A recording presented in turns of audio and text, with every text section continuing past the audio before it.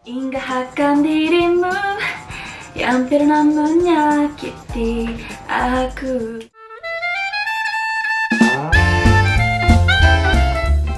Hey guys, I'm Minaka. 皆さんこんにちは。東京大学医学部の大野美奈です。人からどうやって勉強してるのとか、どうやってそんないろいろ覚えてるのとか、いろいろ勉強法について質問されることが多いので、これからシリーズ化して私の勉強法を皆さんとシェアしていこうと思います。なので今回は初回ということで、とっても基本的な暗記法についてお話ししていきます。や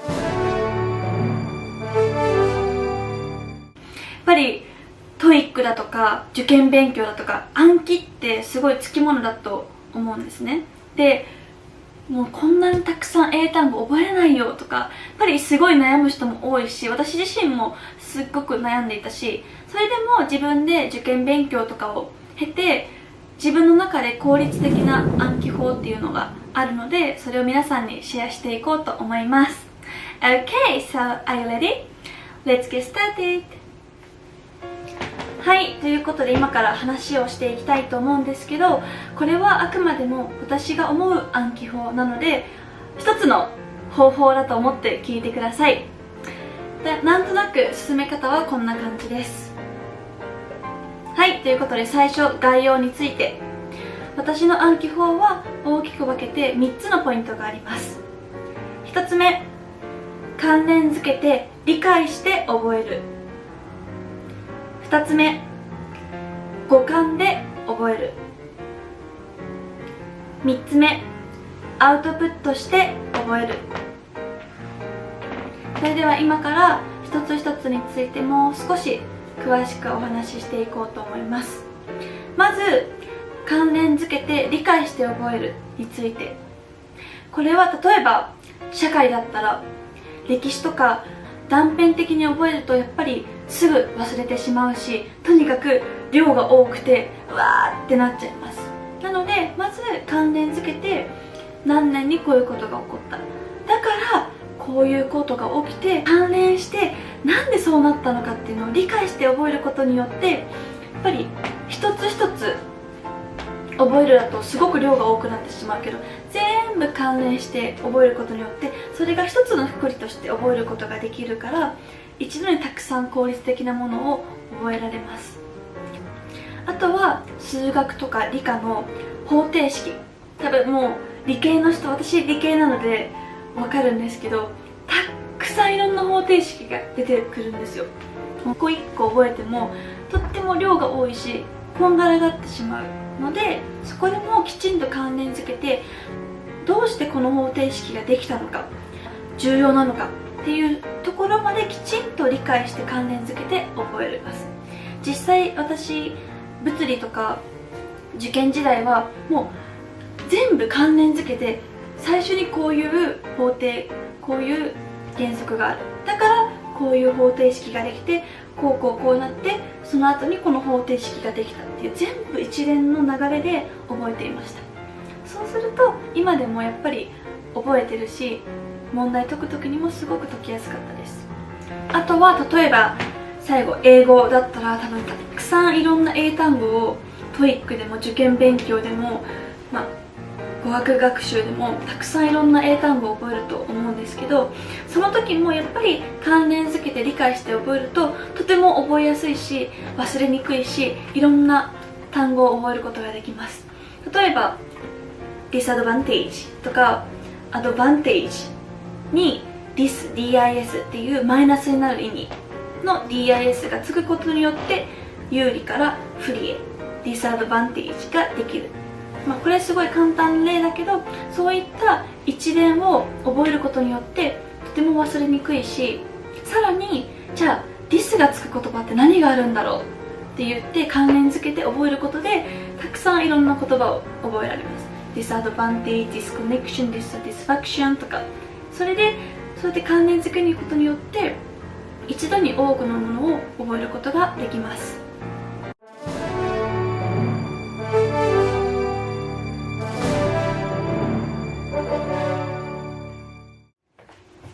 2つ目、五感を使って覚える。五感を使ってどういうことって思うかもしれないんですけど、やっぱり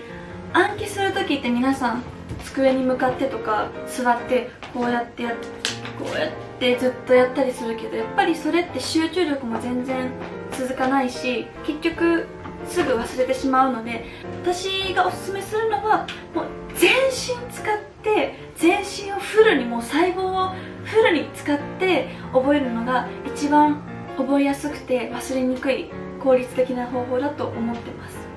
例えば英単語覚えたい時、実際に CD で耳から聞いて、実際に自分で書いてみて、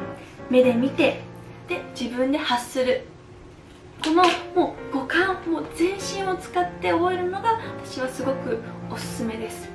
でも、ちょっと特殊なんですけど、私の場合はもう小テストとかの前でたくさん覚えなきゃいけない時は、もう覚えなきゃいけない単語を歌にして踊りながら、ノリノリになりながら覚えていました。そうするとやっぱり勉強のストレスも少なくなるし、開放的に覚えることができるので、ストレスも感じにくくて、とてもやりやすかったです。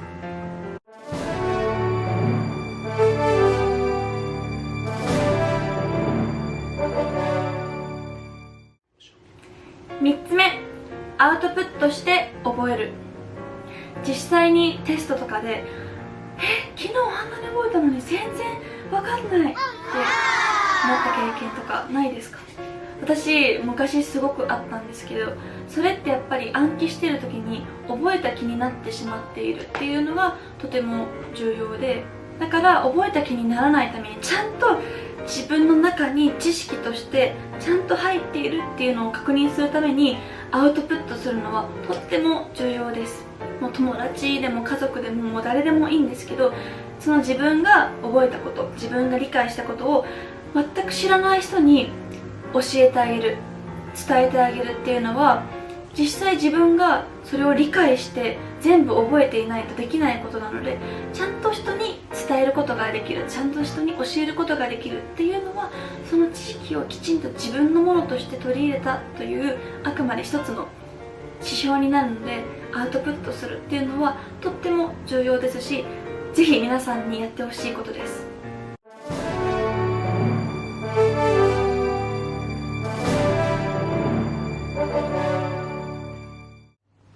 それじゃあ最後にちょっと一つ例をとってお話ししていきたいんですけど、この前私ちょっとインドネシアに行く用事があって、そこでインドネシア語でインドネシアの曲を歌う機会があったんですね。で、その時にどうやって初めての言語インドネシア語